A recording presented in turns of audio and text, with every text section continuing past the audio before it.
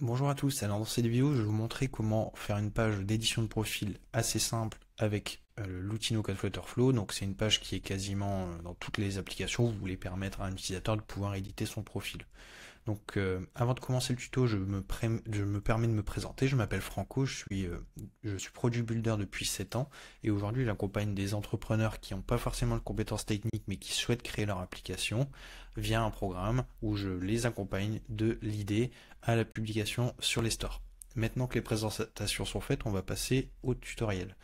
Donc la première chose à faire, c'est de créer une nouvelle page.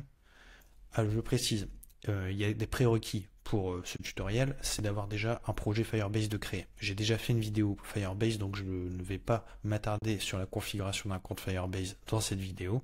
Et donc un compte Firebase avec un système d'authentification et, euh, et une base de données Firestore.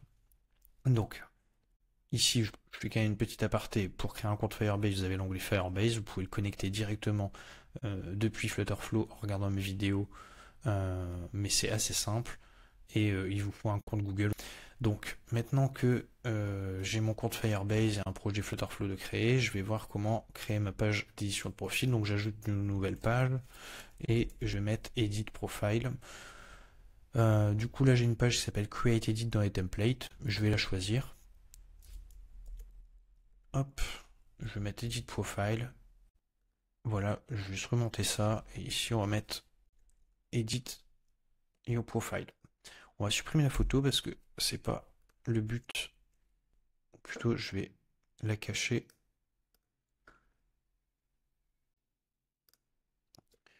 Voilà. Donc là, l'idée, c'est vraiment d'avoir une page d'édition du profil pour les informations de base. Donc, on a maintenant une page qui est importée dans notre application et on voit qu'on a plusieurs champs. Donc, on a un champ text field your name, your city. On a un drop-down qui va permettre de choisir l'état et une biographie. Donc déjà, il va falloir vérifier que dans notre base de données Firestore, on a bien ces champs. Donc je vais aller sur la base de données, user, donc ici on a un email, un display name. Donc ça c'est OK. Donc on va le mettre dans display name. On a une photo URL, OK. Alors mince, je me suis trompé. Display name, OK. Une photo URL, OK. Un created time, un phone number. On va l'ajouter. Le phone number. Donc ici, clic droit, duplicate. J'ai dupliqué le text field. Et maintenant, je vais mettre your phone number. Voilà. Your city, il me semble qu'on l'a pas. Donc on ajoute un champ city. C'est une chaîne de caractères string. On va mettre aussi description et state. J'ai oublié le state.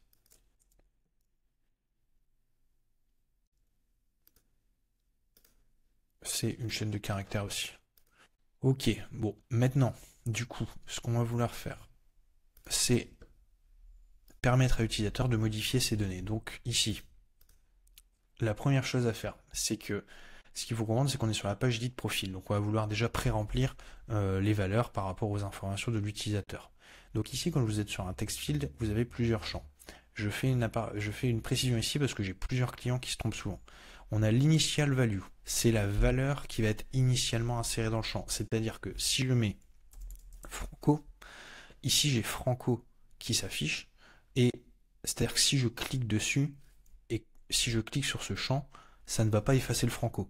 Ça va me permettre d'ajouter ou de supprimer, mais c'est vraiment une valeur qui est déjà rentrée par défaut.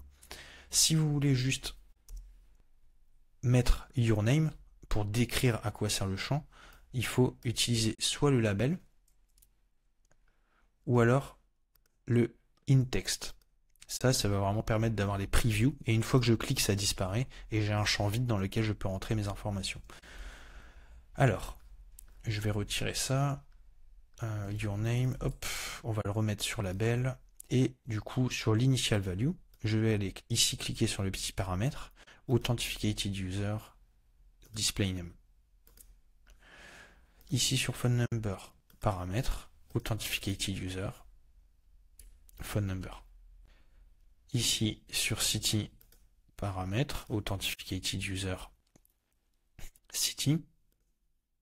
State, hop, là on est sur un drop-down. Donc c'est un petit peu différent parce que on a plusieurs choix. Donc là on voit que par défaut, on a, enfin comment dire, dans le template on a vraiment toute la liste des états disponibles. Bon, je vais pas modifier là pour le démon, on va laisser comme ça. Et on va mettre Authenticated User State. Et la biographie enfin, même chose, c'est un text field.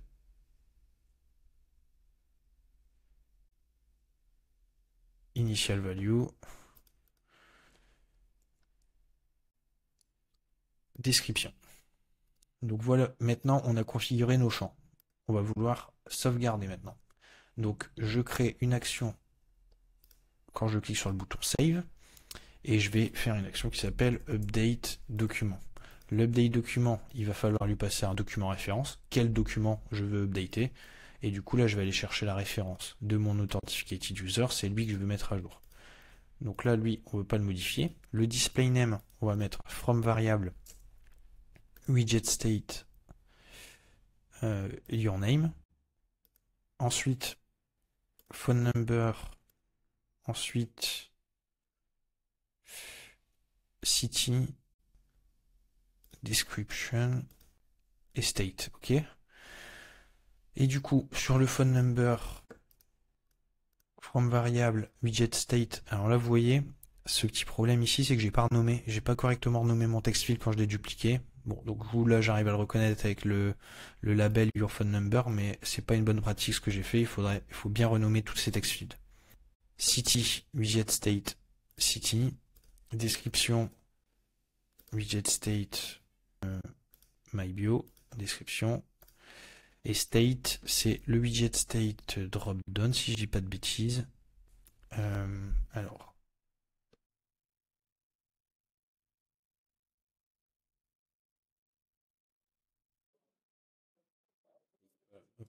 ça retourne une chaîne de caractères. Maintenant, du coup, on a configuré tous nos champs pour l'update. On va retourner sur la home.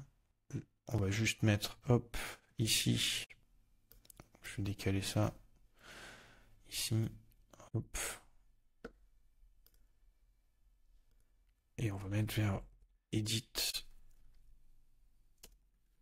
Profile. On va juste faire un petit aller-retour sur la custom fonction.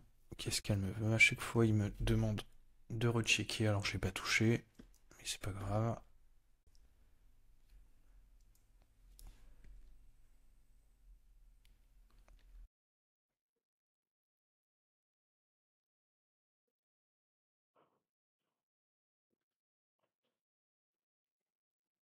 Ok, maintenant, on reload l'app.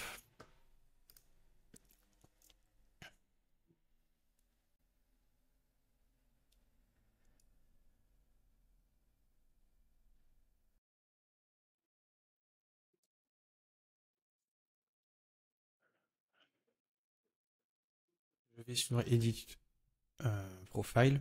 Donc là, en fait, ce qu'il faut comprendre, c'est que je n'ai encore rien rentré. Donc, mes initial values ne sont pas mises. 06 00 00 00 00. On va être Paris. Alabama. Je suis Franco. Product. Là, depuis 7 ans. Donc là, j'ai sauvegardé mes informations. Et du coup, je reviens sur ma page d'accueil. Et si je retourne sur Edit User, là, on voit bien qu'on a les initial values qui sont remplies parce que ça s'est bien enregistré sur Firestore, sur mon Authenticated User. On va aller ici, Firebase, hop. On va aller voir sur Firestore directement. Et sur Firestore, hop, User, Franco. Et là, on voit que du coup, maintenant, on a plusieurs champs supplémentaires. On a bien l'état, le numéro de téléphone. Et si je mets à jour un champ, par exemple Colorado, voilà, on voit que Colorado, ça s'est modifié en direct. Franco, Yo. Et voilà, tous mes champs se mettent bien à jour. Maintenant, j'ai une page d'édition qui permet à mon utilisateur de mettre à jour son profil. Dans une prochaine vidéo, on verra comment uploader une image parce que ça demande storage, une fonction, enfin, ça demande d'utiliser le service storage et il y a quelques configurations techniques supplémentaires. Merci d'avoir regardé cette vidéo. Si vous avez des questions, n'hésitez pas à me les poser en commentaire. Ce sera un plaisir d'y répondre. À bientôt.